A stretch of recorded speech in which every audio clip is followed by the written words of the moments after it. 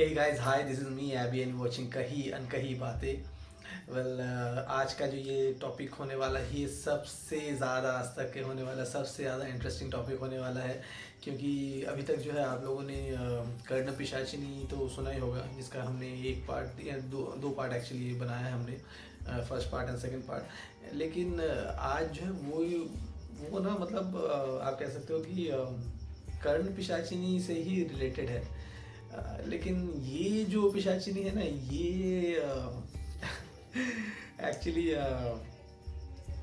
Gold से related है, सोने से रिलेटेड है। हमने लिखे अब तक तो आप लोगों को समझ आ ही गया होगा कि मैं किस बारे में बात कर रहा हूँ। मैं बात कर रहा हूँ स्वर्ण पिशाचिनी के बारे में। स्वर्ण पिशाचिनी, जी हाँ, बिल्कुल सही सुना आपने, स्वर्ण पिशाचिनी। तो स्वर्ण पिशाचिनी एक्चुअल में है क्या, और क्या ये स्वर्ण पिशाचिनी वही है जो आपको सोने से भर देगी, या फिर आप ऐसा कह सकते हो सोने से जो है आपको माला माल कर देगी। तो आप भी ऐसा ही कुछ सोच रहे हो और इस बारे में आपको ज़्यादा कुछ पता नहीं है, तो फिर ये वीडियो जो है आपके लिए जो बहुत ही ज़्यादा इंटरेस्टिंग होने वाला है, बहुत ज़्यादा खास होने वाला है। तो आप लोगों से रिक्वेस्ट ये रहेगी कि बिना स्किप किए इस वीडियो को अंत तक देखिए। लास्ट में जो बहुत सारी चीज़ें, जानकारी जो है इंटरेस्टिंग वाली आप लोगों को मिलने वाली है। और जिन लोगों को पता नहीं है कि स्वर्ण पिशाचिनी एक्चुअल में है क्या, उन लोगों के लिए भी उनको भी पता चल जाएगा कि स्वर्ण पिशाचिनी एक्चुअल में है क्या, एंड ये कैसे आपको माला माल बना सकती है या फिर आपसे सब कुछ छीन सकती है। जी हाँ, बिल्कुल सही सुना आपने, आपसे सब कुछ छीन भी सकती है ये। खैर, जो भी हो, वीडियो को एंड तक देखिए। एंड अगर ये वीडियो आप लोगों को अच्छा लगता है तो प्लीज़ एक लाइक बटन ज़रूर दबाइएगा। साथ ही साथ हमारे चैनल को सब्सक्राइब कर लीजिएगा अगर आप हमारे चैनल पे नए हैं तो। और साथ में जो बेल आइकन है उसको दबा दीजिएगा ताकि हमारे वीडियो का नोटिफिकेशन सबसे पहले आप लोगों को मिले। तो चलिए शुरू करते हैं। पिशाचिनी, स्वर्ण पिशाचिनी एक्चुअल में है क्या? देखिए, कर्ण पिशाचिनी के बारे में तो आई एम श्योर आप लोगों को पता होगा। अगर नहीं पता तो हमारे यूट्यूब चैनल में जो है, हमारे चैनल में जो है कर्ण पिशाचिनी के को लेके जो है 2 वीडियोज़ है, आप चाहे तो उनको देख सकते हैं। लेकिन मोटा मोटी मैं थोड़ा सा ब्रीफ कर देता हूँ। स्वर्ण कर्ण पिशाचिनी जो है वो बेसिकली एक ऐसी तामसिक देवी है, या फिर एक ऐसी एंटिटी है, नेगेटिव एंटिटी है, जो कि जो साधक है जब उसको साधता है, यानी कि जब उसको प्राप्त कर लेता है कर्ण पिशाचिनी को, तो वो उस साधक के जो कान में आके बताती है, पास्ट बताती है, प्रेजेंट बताती है, तो ये सारी चीज़ें बताती है उस साधक को। हालांकि इसके बहुत सारे नेगेटिव तरफ भी है, नेगेटिव साइड्स भी है, बहुत सारे पॉजिटिव साइड्स भी है। लेकिन खैर, जो भी हो, हमारा टॉपिक जो है वो है स्वर्ण पिशाचिनी। हालांकि कर्ण पिशाचिनी और स्वर्ण पिशाचिनी जो है वो एक तो नहीं है, एंटिटीज जो है वो अलग है वेरी ऑब्वियसली, कि जो एनर्जीज है वो भी काफ़ी अलग है। तो स्वर्ण पिशाचिनी एक्चुअल में है क्या? देखिए, स्वर्ण पिशाचिनी आप ऐसा कह सकते हो ना कि एक ऐसी तामसिक देवी या फिर एक ऐसी एंटिटी, नेगेटिव एंटिटी, जो कि अगर आप उसको सिद्ध कर लो तो वो आपको सोना, चांदी, पैसे, धन ला कर देगी। जी हाँ, ये एक ऐसी एंटिटी है जिसको अगर आप साध लोगे तो ये आपको पैसे, सोना, चांदी, ये सारी चीज़ें ला कर देंगी। नहीं, ये कोई जादू मंत्र या अपने शक्तियों से जो ये कोई सोना वगैरह ये नहीं बनाती, कोई पैसे वगैरह ये नहीं बनाती। बेसिकली ये करती क्या है ना कि ये दूसरों के घर से जाके चुराती है पैसे, सोना। और ये जो साधक है, जो साधक इनको साधते हैं, उन साधक को ये लाके देती है।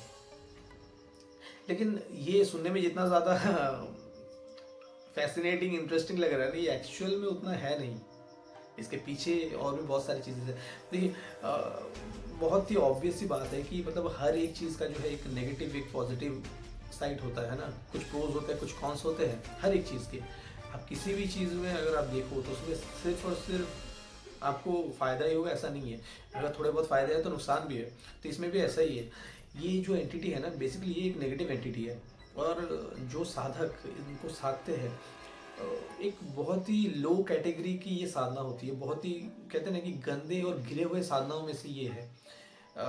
निम्न स्तर के, अगर मैं बात करूँ कि निम्न स्तर की अगर साधना, ये निम्न कोटि की साधना, ये कहना ज़्यादा बेहतर होगा कि निम्न कोटि की साधना अगर मैं बात करूँ तो ये उन साधनाओं में आते हैं जो कि बहुत ही गंदे साधनाओं में होती है, बहुत ही गिरे हुए साधनाओं में आती है।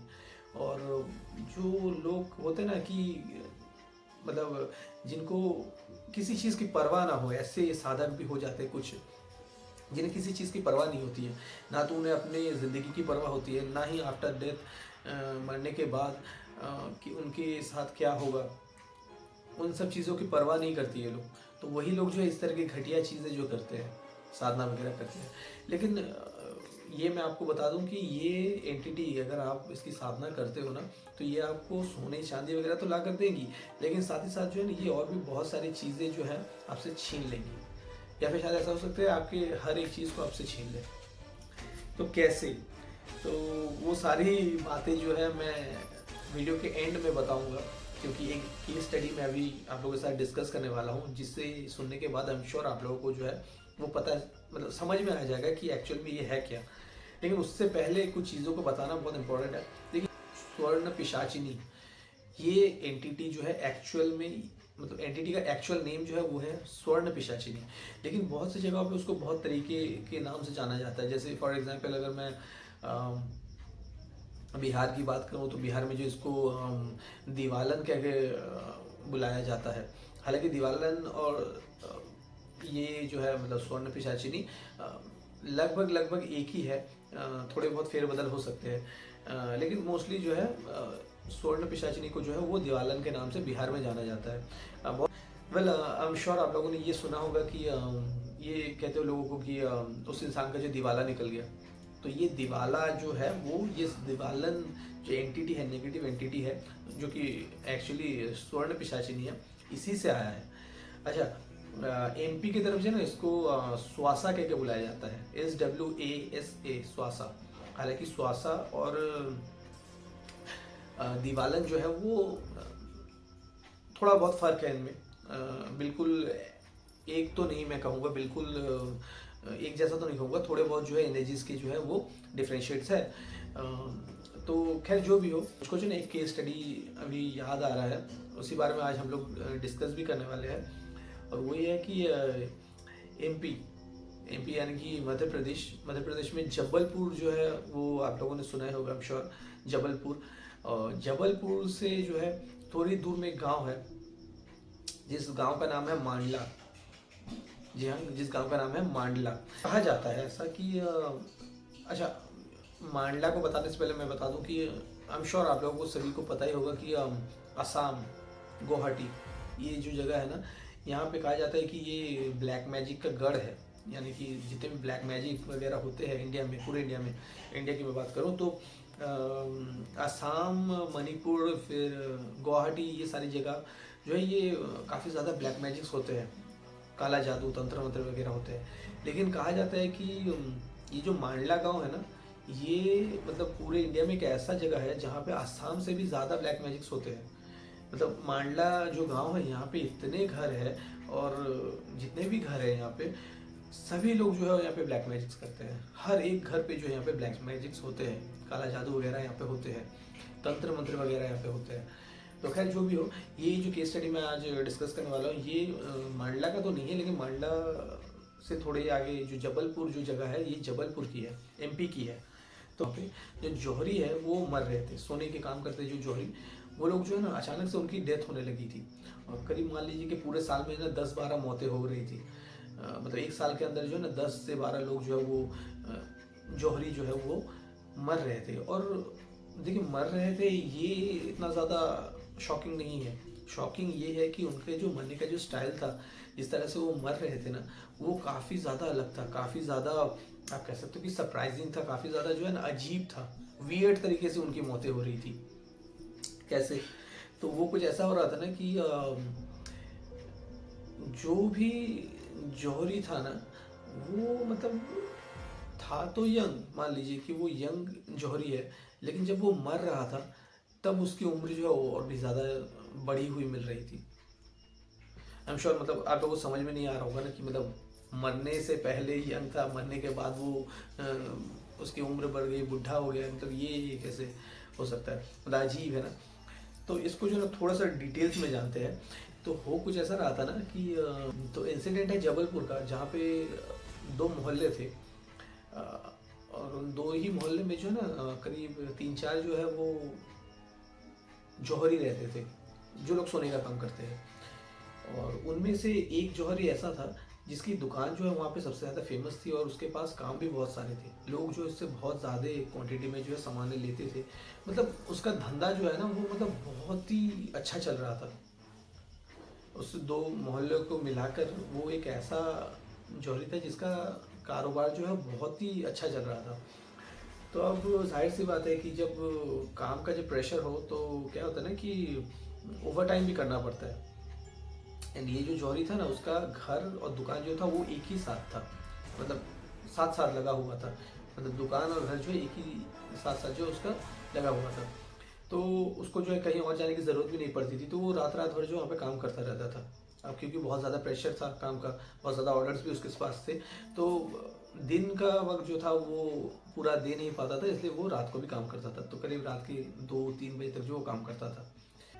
तो एक बार ऐसा हुआ ना कि अचानक रात को, आधी रात को, करीब रात के 1 बजे के शायद आसपास होगा, ऐसे वक्त में जो है एक औरत आती है उसके पास, और आके ना उससे उस चोरी से जो है वो कुछ पहेलियाँ पूछती है। और पहेलियाँ भी ऐसा मान लीजिए ना कि इतने आसान पहेली पूछती है कि मतलब कोई बच्चा भी उसका जवाब दे दे। तो वो जो जौहरी था वो तो मतलब थोड़ा सा शॉक्ड हो जाता है कि मतलब ऐसा क्यों पूछ रही है अचानक से आके। तो फिर वो मुस्कुराता है और उस औरत से पूछता है, जौहरी उससे पूछता है कि देखिए अगर आपको कुछ काम है तो आप बता सकते हैं मुझे। तो तब वो औरत जो है ना एक ज्वेलरी निकालती है अपने पास से, कोई सोने का हार वगैरह ऐसा कुछ होगा, वो निकालती है। एंड निकालने के बाद जो है ना वो उस जौहरी को देती है और कहती है कि मुझे इसे बेचना है। तो हम श्योर है अब जौहरी जो था वो तो सोने के डीलिंग्स करता है, सामान वगैरह लेना बेचना, लेना बेचना सब करता है। तो उसने कहा कि ठीक है हम खरीदेंगे आपसे। तो उसने जो है वो उस औरत को अपनी दुकान के अंदर बुलाया। बुलाने के बाद जो है वो जो सोने का जो ज्वेलरी था उस औरत से उसने लिया।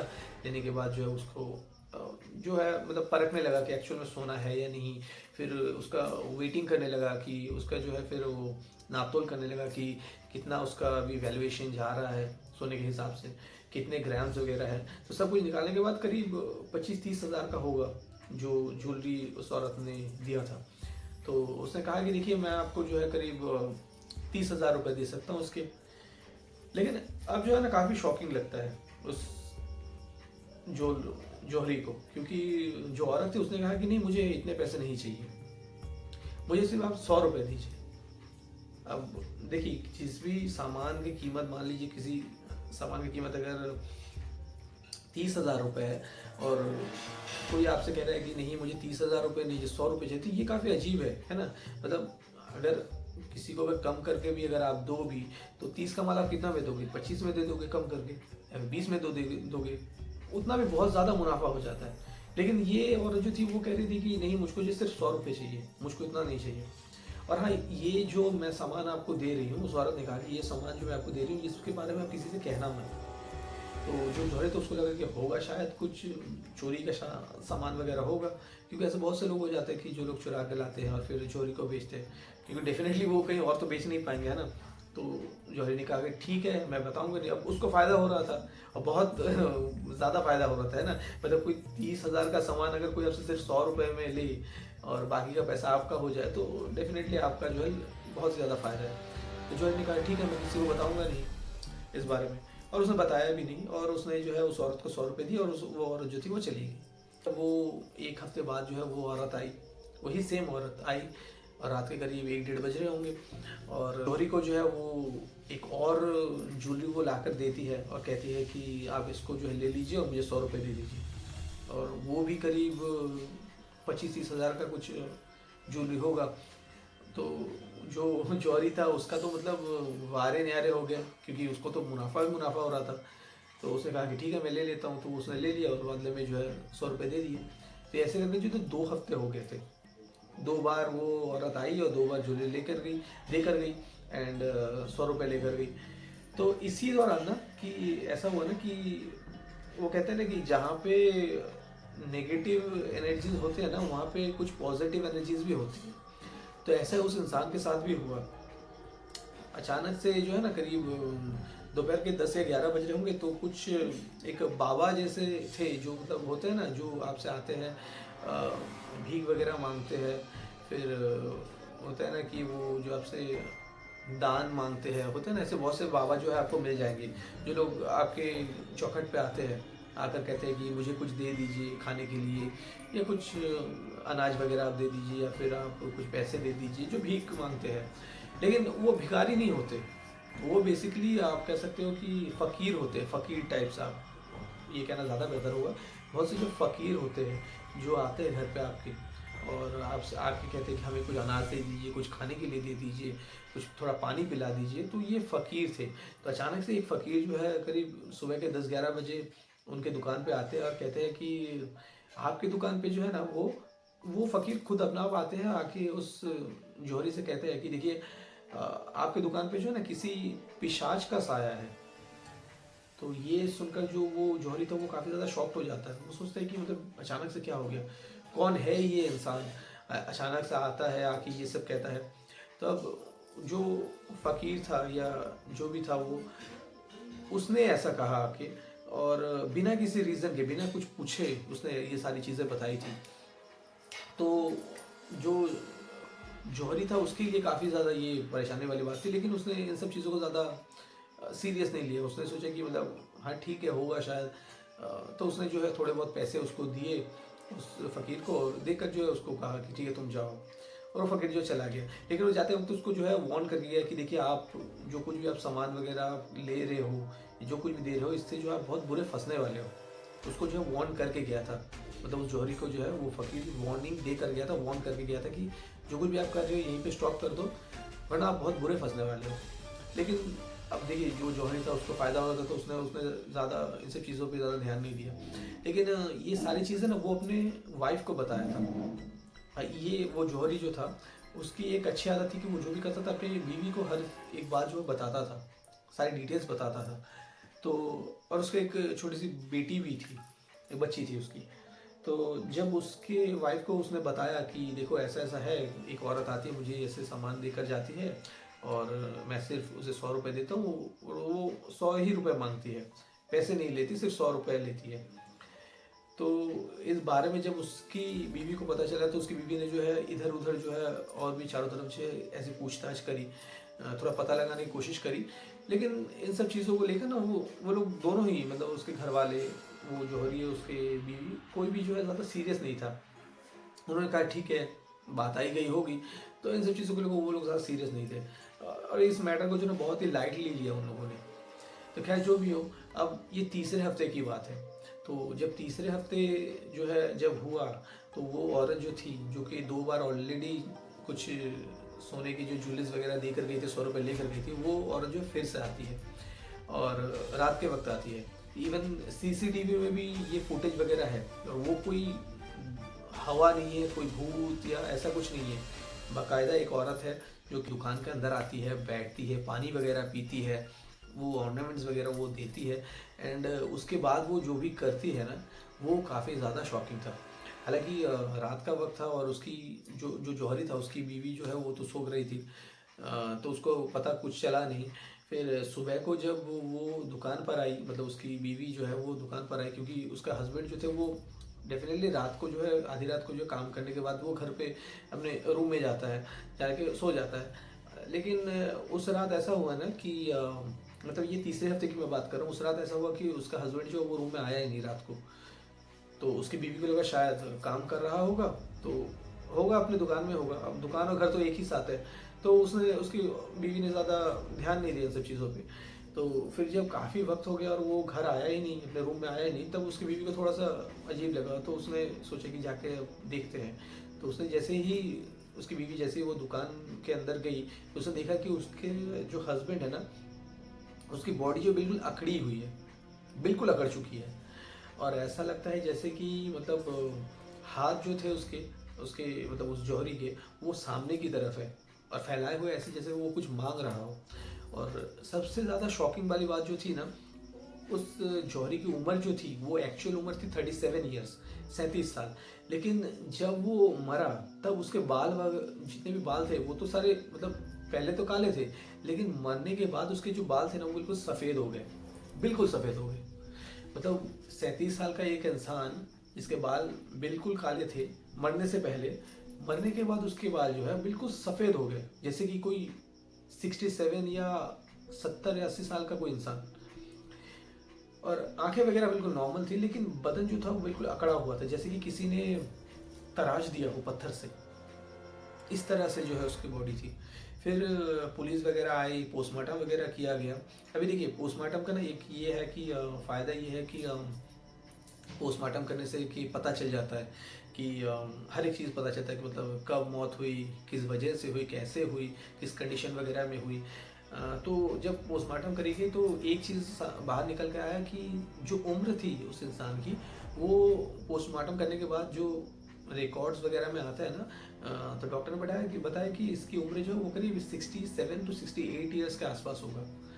अब ये काफ़ी ज़्यादा शॉकिंग था, क्योंकि उस इंसान की उम्र उतनी थी ही नहीं। उस इंसान की उम्र थी करीब 37 या 38 ईयर्स का होगा। तो जो इंसान 37 का हो गया, जो इंसान 37 का है, उसकी उम्र मरने के बाद 67 कैसे हो सकता है? मतलब 30 साल आगे वो कैसे जा सकता है? ये काफ़ी अजीब बात है ना? तो बाद में जो है पता चला कि ये हुआ एक्चुअल में कैसे। तो अभी देखिए ये काफ़ी अजीब बात है कि मतलब ऐसा कैसा हो सकता है ना। तो हुआ कुछ ऐसा ना कि ये पूरी जो कॉन्सेप्ट है स्वर्ण पिशाचिनी का, तो ये ऐसा ही है। ये कॉन्सेप्ट जो है ना ये ऐसा ही है कि वो आपको सोना तो देती है, ठीक है। अच्छा ये कॉन्सेप्ट क्या है ना, इसको जो समझने वाली बात है यहाँ पे। तो मुद्दा हुआ कि 2 बार तो वो औरत जो आई थी वो तो देकर गई थी सोना, तीसरी बार भी वो आई, 2 बार वो 100 रुपये लेके गई, तीसरी बार भी है, तीसरी बार भी वो उसने क्या किया कि कुछ ज्वेलरी वगैरह उसने दिए और 100 रुपये उससे ले लिए, 100 रुपये ले लिए। लेकिन ये जो तीसरी बार थी ना, इस तीसरी बार में भी जो है वो सिर्फ उसने जौहरी से 100 रुपये नहीं लिए, बल्कि उसकी उम्र भी ले ली। उसकी जो उम्र है, जो जौहरी की जो उम्र है, उसको भी उसने जो है छीन लिया उस एंटिटी ने, स्वर्ण पिशाचिनी ने। ये कैसे हो गया, मतलब ऐसा कैसे? बहुत से लोग कहते हैं कि स्वर्ण पिशाचिनी जो है वो उम्र चुराती है। तो बेसिकली देखिए मैं कह दूं कि उम्र चुराती नहीं है, ओके, ये समझने वाली बात है। उम्र चुराती नहीं है वो, उम्र जो है वो बराबर करती है। कैसे? पहली बार आई वो 100 रुपये लेकर गई, दूसरी बार आई वो 100 रुपये ली, तीसरी बार भी आई वो 100 रुपये ली। तो 100 रुपये जो है इज इक्वल टू 10 ईयर्स, यानी कि 100 रुपये जो है वो 10 साल के बराबर है। तो 300 रुपये वो कुल मिलाकर उसने लिया था उस जौहरी से, तो यानी कि 30 साल जो है उसने उस जौहरी के ले लिए। अब आप कहोगे मतलब इसका कोई लॉजिक ही नहीं बनता कि क्या, क्यों लेगी, क्यों देगी। देखिए स्वर्ण पिशाचिनी जो है ना वो बेसिकली जिसके पास जाती है उसको जो है वो सोना देती है ना, लेकिन उसके बदले भी उसको कुछ चाहिए होता है, और वो उससे उम्र जो है वो ले लेती है, बेसिकली बराबर करती है। कैसे? देखिए ये जो 30 साल है, 30 साल में वो इंसान जो जौहरी है वो जितना पैसा कमाता, उस पैसे को जो है उसने उस 3 हफ्ते में दे दिया था सोने के रूप में। जो सोने के जो गहने वगैरह वो दे रही थी, उसके रूप में जो है उसने दे दिए। अब वो जो उसने दिए थे और 30 साल के डिफरेंस जो रहा है, उस 30 साल का जो डिफरेंस है, उस 30 साल के डिफरेंस को पूरा करने के लिए उसने जो है उस जौहरी से जो 30 साल है उसने छीन लिए, मतलब वहां से जो उसने बराबर किया। 30 साल में वो जितना पैसा कमाता, वो पैसे जो उसने 3 हफ्ते में उसको दे दिए थे, और बदले में क्या लिया उसने? वो 30 साल। क्योंकि जो भी हो, ये जो है यूनिवर्स के लॉ के खिलाफ है ना, कि जब जो चीज़ आपको मिलने वाली है उसका एक सही वक्त होता है, और सही कहते हैं ना कि सही वक्त से पहले किसी को कुछ मिलता नहीं है, चाहे वो कितना ही हाथ पैर मार ले। सब कुछ जो है वो एक वक्त के ऊपर डिपेंड करता है। वो सही वक्त आएगा तभी आपको चीज़ें जो आपको मिलेंगी। लेकिन ये जो जौहरी था उसने लालच किया है ना, उसने अपने लालच में आया, और यूनिवर्स का जो लॉ है उस लॉ के साथ जो उसने छेड़छाड़ करी, उसने जो है वो सामान जो है स्वर्ण पिशाचिनी से वो ले लिए अपने लालच के कारण। इसलिए स्वर्ण पिशाचिनी ने क्या किया कि उससे उसकी उम्र जो है वो ले ली, लेकर जो है उसने वो बराबर कर दिया। मतलब जितना उसने धन दिया उतना ही जो है उसने उम्र लेके बराबर कर दिया। तो मोटा मोटी यही है कॉन्सेप्ट स्वर्ण पिशाचिनी का। तो जितने भी लोग ये सोचते हैं ना कि अगर स्वर्ण पिशाचिनी मिल जाए तो हमारा तो मतलब क्या, मतलब बल्ले बल्ले हो जाएंगे, हमें जो है बहुत सारा धन मिल जाएगा, बहुत सारे जो है पैसे मिल जाएंगे। तो हाँ, ऐसा हो सकता है, शायद आपको पैसे मिल भी जाए, लेकिन बदले में वो आपका सब कुछ छीन लेंगी, आपकी ज़िंदगी भी। अभी बहुत से लोग ये कहेंगे कि अच्छा, अगर स्वर्ण पिशाचिनी मेरे पास आती है और आके कहती है कि हम आपको ये देंगे वो देंगे, और अब क्योंकि मुझे तो पता ही है पहले से, तो मैं उसे मना कर दूंगा कि नहीं, मुझे नहीं चाहिए। तो देखिए, मैं यही कहूँगा कि ना कि आम इंसान से लड़ना पॉसिबल है, लेकिन ये जो शक्तियाँ होती है ना, एंटिटीज होती है, इनके सामने ना बड़े से बड़े इंसान का भी ना हालत खराब हो जाता है। मतलब बड़े से बड़े जो दिग्गज होते हैं ना, वो भी डोल जाते हैं इनके सामने। और आप चाहे मानो या ना मानो, ये जो एंटिटीज होती है, शक्तियाँ जो होती है ना, इनके पास ना वशीकरण होता है, एक पावर होता है। तो इंसान के सामने जब भी जाते हैं ना, तो इस तरह से वशीकरण या वश में कर लेते हैं ना, आप चाह कर भी ना आप इनसे ना नहीं कह सकते। हाँ, ऐसा हो सकता है कि आपका जो सोल है वो काफ़ी ज़्यादा प्योर है, आपके अंदर का जो सबकॉन्शियस माइंड है वो बहुत ज़्यादा जो स्ट्रॉन्ग है, और आप जो है इन सब चीज़ों में ना आओ, इनका जो वशीकरण जो है उसमें आप ना फंसो, और आप इनसे कह दो कि नहीं भाई, हमें नहीं चाहिए, आप हट जाइए, हमें ज़रूरत नहीं, आप चले जाइए। तो इससे शायद आप बच जाओ। लेकिन ये जो है ना, ऐसे लोगों को तलाश करते रहते हैं जो लोग जो है परेशान हैं, जिनकी ज़िंदगी में कुछ ना कुछ परेशानी चल रही है मानसिक तौर पे, या फिर बीमार, आप ऐसा भी कह सकते हो कि मानसिक तौर पर बीमार। देखिए, मानसिक तौर पर बीमार का मतलब ये नहीं है कि पागल, ओके। मानसिक बीमारी को लोग पागल समझते हैं, लेकिन ऐसा है नहीं। मानसिक तौर पे बीमार मतलब जिनके दिल में बहुत ज़्यादा दुख है, तकलीफ है, किसी परेशानी से वो जूझ रहे हैं। तो ऐसे लोगों को ये लोग बहुत ज़्यादा टारगेट करते हैं, एंड उनके वीक पॉइंट को ये लोग जो है हथियार बनाते हैं, और इस तरह से वशीकरण कर लेते हैं ना कि ये सामने वाला इंसान चाहकर भी इसको ना नहीं कह सकता। और कहते हैं कि ये जो है एंटिटीज़ जो है ना, जब तक आप इनको इनवाइट नहीं करते ना, ये आपका बुरा नहीं करेंगी। ये तभी आपका बुरा करेंगी जब आप इनसे कहोगे कि हाँ जी ठीक है, आप आइए, हम आपसे सामान लेंगे, हम आपको जो है आपकी बातें हम सुनेंगे। तो तभी आप फंसोगे जब आप इनसे हाँ कहोगे। अगर आप इनको ना कहते हो तो आप इनसे बच सकते हो। इसके अलावा और कोई रास्ता नहीं है इनसे बचने का। स्वर्ण पिशाचिनी से बचने का कोई भी तरीका नहीं है। खैर, जो भी हो, ही था जो भी था। हालांकि दिवालन जो है वो भी एक एंटिटी है, बिहार में बहुत ज़्यादा फेमस है। तो अगर दिवालन के बारे में भी आप लोगों को जानना है, या फिर ये स्वर्ण पिशाचिनी जो है इसकी साधना वगैरह कैसे होती है, ये सारी चीज़ें अगर आप लोगों को जाननी है तो फिर कमेंट सेक्शन में हमें आप बता सकते हैं। अगर हमें बहुत सारा कमेंट्स मिलता है इन सब चीज़ों को लेकर, क्वेरीज अगर आती हैं, तो आई एम श्योर मैं इसका एक दूसरा वीडियो भी बनाऊंगा जिसमें मैं बात करूंगा कि ये साधना कैसे होती है, किससे मिलती है, किन किन लोगों को ये करना चाहिए। हालांकि ऐसी साधना मैं करने के लिए ना ही कहूँगा, मैं कभी रिकमेंड नहीं करूँगा कि इस तरह की कोई नेगेटिव साधना आप करें, लेकिन अगर आप लोगों को जानना है तो उस पर्पज़ से जो है मैं बता सकता हूँ। तो जो भी था यही था। So thank you so much.